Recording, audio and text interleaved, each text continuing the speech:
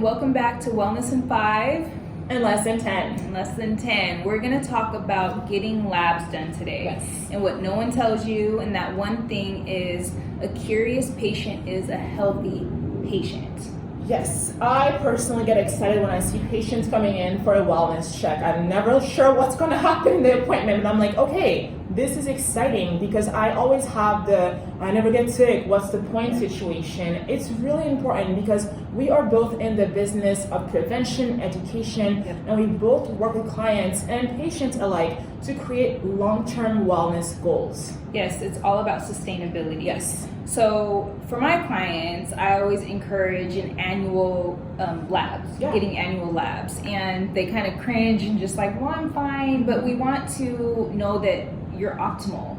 There's just barely getting by, which we'll talk about later, but we're looking for optimal wellness there. And if you get your annual labs back and they are in optimal levels, then biannually. You don't have to do them every year. But think about it. Okay, so we are both Black women working as healthcare providers, so let's just talk about the elephant in the room. Please. Black health and our medical system. For years, Black patients have been either scared or afraid of having their concerns dismayed or just ignored, or just that fear of going to the doctors. Yeah. That's really important. Yeah, we're gonna talk about why it's important to ask questions. I know in my family, and we'll talk about this a little more, I have a history of colon cancer and breast cancer and heart disease, diabetes, and the common denominator when I went back and asked my family was they didn't trust the doctors. Yes. They didn't know what questions to ask.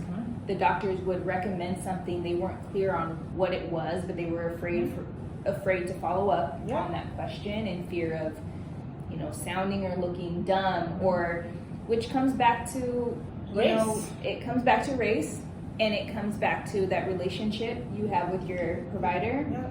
And I had a patient this week. I'm working with her for anxiety. Okay. And when I was working with her, at that point, I knew that my help as a clinician, as a primary care physician, was just not enough. I needed someone as a psychiatrist or a mental health specialist to refer her to. And then the first thing she said to me, she said, I want someone like you. And I'm like, what do you mean by like a woman? She's like, oh yeah, definitely a woman, but I want someone that looks like me because I don't think anyone would understand where I come from. Yes. And in that moment, I'm like, oh my gosh, now I need to look up Black mental health providers. I don't have a repertoire at all. And I came up upon someone. Which will list a resource. I have a resource for Having us. a resource is really important. So as healthcare providers, I think my job right now is to find now more healthcare providers like you, Cassie, that my patients can look up to because you look like them. That's really important, so. Absolutely. Okay, you guys, so let's talk about being a curious patient. Yeah. So along with labs, the first part is sharing your family history and being honest. That's important. We only know what you tell us. There's a reason why we have thorough health history forms that we have you fill out, because we need to know these things. Things like, how you were birthed, was a C-section or vaginally, were you breastfed, did your uncle, aunt have colon cancer? I mentioned my family history. For sure. Think about women going to menopause. When I ask women, did your mom have the same cycle as you? I don't know. When did your mom go into menopause? That's also going to affect you. Did she go really gray really quickly? Breast cancer history is really important. So this is all important. And think about the passing of Chadwick Boseman recently. This is a Black man, decently wealthy, so in his late 40s, colon cancer is really prevalent in the Black and Latin American population. So having screening earlier is going to be really helpful. Yeah, and I know we were shocked at Chadwick's age, right? That's just like, oh my gosh, he was only 40. But the thing about your family history is it lets us know, say your blood pressure's a little high, or we have to be careful because you have diabetes in your family, so we have to be careful with your blood sugar. We have that baseline, and we call it epigenetics when we make sure we don't flip on those switches and get you living optimally, so you're not, paying for it later. And it may not have been anything that Chadwick did necessarily. It's family history. Even history. his brother recently. Did you? I saw that. Yeah, I was like, okay, this is a thing. We have to pay attention to this. Yes. So this is why it's really important to know your family history,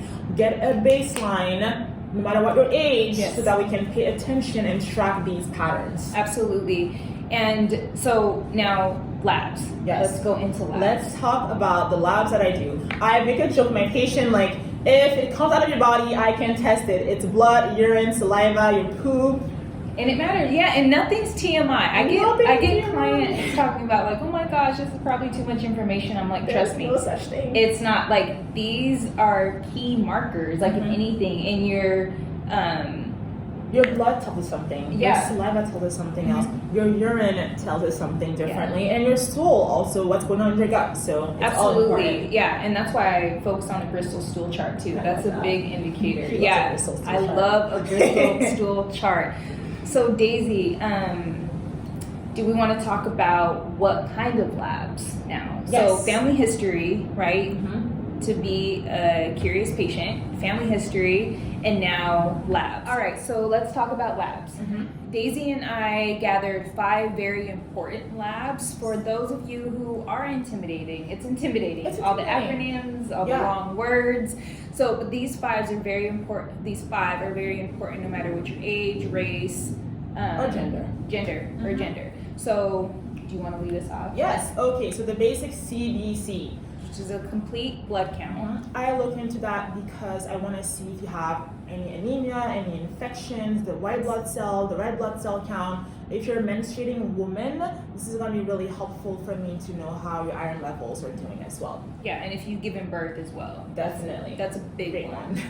And then the next one is the CMP. Yes, which is your complete metabolic panel. Again, metabolic, how is your liver function doing? How are your kidneys doing? Electrolytes, protein, calcium, all this I can look into the CMP. Yes. And then the next one is your lipid panel, which again, very important. Very important. Cholesterol intake. Where do your fats come from? If you drink a little more, you're also gonna have a higher lipid. So again, good cholesterol, bad cholesterol, your triglycerides, all of this is really important to assess your health, especially in the Black community with a family history of diabetes and heart disease. That's pretty much our number one killer, honestly. Absolutely. So that's important. The next one are hormones. Yes. Hormones, big thing. Hormones direct your life. Seriously. So Daisy, so a lot of conventional doctors, let's put it out there, test for thyroid. Yes. TSH, just TSH. Yeah. But in functional medicine, which we take Eastern and Western medicine, for sure. we love Western medicine and what it's done. What other thyroid panels are we running? Yeah, so TSH, that's the basic hormone that goes from your brain to your thyroid gland. But then your thyroid produces T4 and T3. So T3 is a more active hormone. That's what we're looking for. That's what we're looking for. Like, how is that working? If the signal from your brain to your thyroid is fine, but then the thyroid to your blood is not really working, how is your cycle? Constipation can be a sign of thyroid issues. Your cycle is a big thing. Women getting pregnant want to pay attention to all these levels. So the TSH is important, but how the hormones are actually working in your body is also going to be really helpful. Yes, and the TSH, and a lot of the times these doctors, some doctors will just run a TSH and it'll be normal, right? And so everything else is normal with your thyroid, but we're looking for the T3. Yes, T3. And what is the optimal range, optimal level for you? Yes. And that's the other thing. There's conventional lab ranges, yes, and then there's functional optimal ranges, which so we look for. And that's what I tell people all the time. Because, real quick, so in a lab range, it can go from 0 to 100, right? But what does that mean? Because if you have a 5, then it's normal. No, we want you to be optimal. So that narrows those numbers down to maybe 35 to 70. For instance, I love that. Yeah. Next one, nutrients. Nutrients is big, especially our food is so deprived of nutrients. Darker skin, are prone to having lower vitamin D levels. I was one of them. I don't know about you, Cassie. Yeah, my labs. Oh, Daisy, yes. she was like, "You're yeah." I wasn't optimal. So darker skin tones, the sun, it's harder to penetrate through our melanin for and sure. convert that hormone. Yes. So a lot of us are deficient, if not most of Americans. Most Americans. Yeah, and we talk about this in our supplement video, but Yes. vitamin D. Sunscreen. We all wear sunscreen, most of us. Yeah. And that's We're when scared you of are. the sun. When Yep. we really, like for 10-15 minutes, especially those with darker melanin, a little bit longer For sure. to get that sun exposure. And then, so vitamin D, B12. B12. You're a vegan, so Yeah. for sure, when I run her labs, I'm like paying attention. I see how Cassie's doing. Yeah. She was doing amazing. So you're doing great with your diet. Yeah, and here's a little caveat to that though. So you can, I've seen meat eaters deficient in B12 too, and to take it a step further, it's how you're absorbing That these is vitamins. so So, if B12 is low, but they're a meat eater, it's like, okay, well, let's check in their gut health. Gut health. How's their small intestine Yep. function going? Because that's where a lot of the nutrients are absorbed. Yeah. But yeah, so. All right, so wrapping up, because we don't want to dive in too deep. So the top 5 are your CMP, so complete metabolic, your CBC, Yes. your Lipids. your complete blood count, sorry. Yes. Your lipids, your hormones, and your nutrients, and primarily D and B12. Yes, Those are what especially. you're looking for. So Yeah, that's what you're yeah, you guys, I really hope this video, allowed you to take a deep breath or sigh of relief. We are here for you. For sure. We know there's a lack of diversity in medicine, and we're trying to change that. And so reach out to Daisy and I. We can work as a team with you. You don't have to do this alone. It doesn't have to be intimidating, and be your own advocate. Be curious, ask questions, and we'll list some questions in the caption. Yeah, and to get your mind going. And if again you need some support, let us know. Let us know how we can help. And For sure. leave us a comment, questions. Yeah, we always are here to help you. Yeah. But thanks for watching an episode of Wellness in 5. Thank you so much, you guys. Bye, guys. Bye-bye.